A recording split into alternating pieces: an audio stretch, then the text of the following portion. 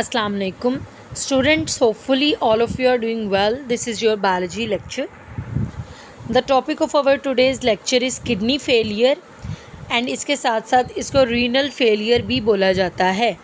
Kidney failure means a complete or partial failure of kidney to function. Kidney failure का मतलब है kidneys का या तो मुकम्मल तौर पर या फिर जुज़वी तौर पर अपने फंक्शन को परफॉर्म ना करना. Diabetes mellitus and hypertension are the leading causes of kidney failure. अगर हम किडनी फेलियर के कॉजेज़ की बात करें तो इसके दो मेजर कॉजेज़ हैं. एक है डायबिटीज़ मेलाइटस मींस शुगर और सेकंड वन है हाइपरटेंशन मींस ब्लड प्रेशर. इन दोनों चीज़ों की वजह से किडनी फेलियर जो है वो कॉज हो सकता है.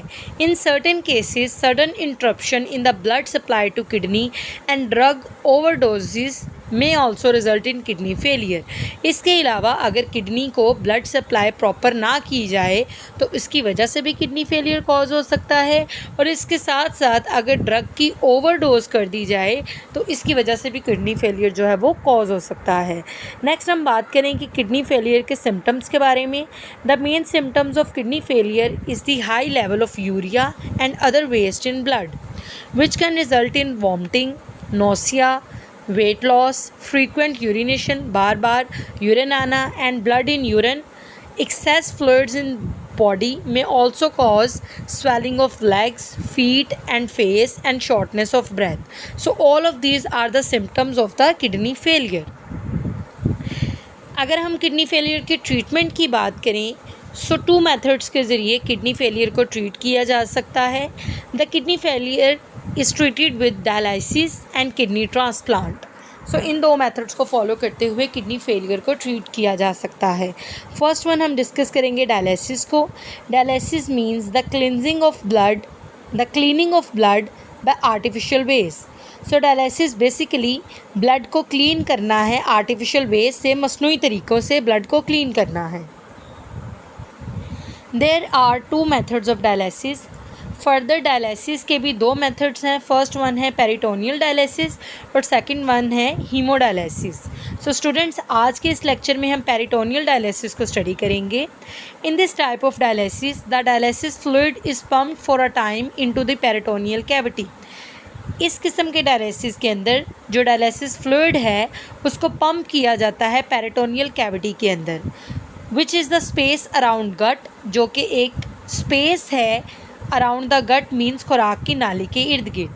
हमारी बॉडी के अंदर एक पेरिटोनियल कैविटी मौजूद है एब्डोमिनल एरिया के अंदर, जो कि बेसिकली स्पेस है अराउंड आवर गट. गट बोलते हैं खुराक की नाली को, जिसके इर्द गिर्द पेरिटोनियल कैविटी मौजूद है जो कि एक स्पेस है. This cavity is lined by peritoneum. इसके साथ साथ जो पेरिटोनियल कैविटी है उसके इर्द गिर्द पेरिटोनियम की एक मेम्ब्रेन होती है. Peritoneum contain blood vessels. Peritoneum के अंदर ब्लड वेजल्स मौजूद होती हैं और ये ब्लड वेजल्स कैपिलरीज कहलाती हैं. When we place dialysis fluid in peritoneal cavity, जब हम पेरिटोनियल कैविटी के अंदर डायलिसिस फ्लूइड एंटर करवाते हैं, waste material from peritoneal blood vessels diffuse into the dialysis fluid. तो वो वेस्ट मटीरियल जो कि कैपिलरीज के अंदर मौजूद ब्लड के अंदर मौजूद होता है वो कैपिलरीज से मूव करता है डायलिसिस फ्लूइड के अंदर, डिफ्यूज़ कर जाता है, उसमें जज़ब हो जाता है, which is then drained out, जिसको बाद में बाहर निकाल लिया जाता है. This type of dialysis can be performed at home. इस किस्म की डायलिसिस को घर पर परफॉर्म किया जा सकता है, but must be done every day. लेकिन इसको एवरी डे बेसिस पर डन करना ज़रूरी होता है.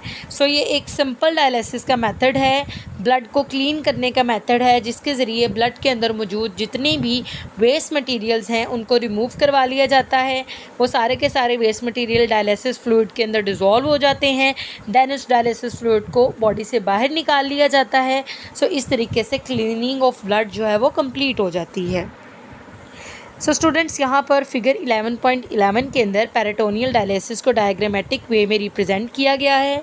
यहाँ पर अगर आप देखें तो सबसे पहले लेबलिंग के अंदर उसने दिखाया है कि ये पेरिटोनियल कैविटी है जिसके अंदर एक मेम्ब्रेन लाइक स्ट्रक्चर है जिसको पेरिटोनियम का नाम दिया गया है.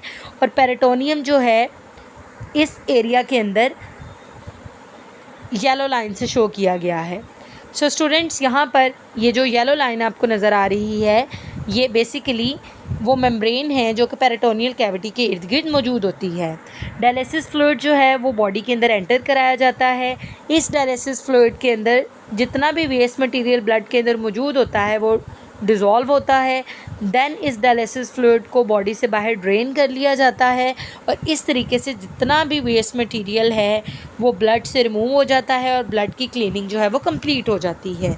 सो स्टूडेंट्स, आपने इस लेक्चर को अच्छे से अंडरस्टैंड करना है, लर्न करना है, देन इसको राइट डाउन करना है। ओके जी, अल्लाह हाफिज़।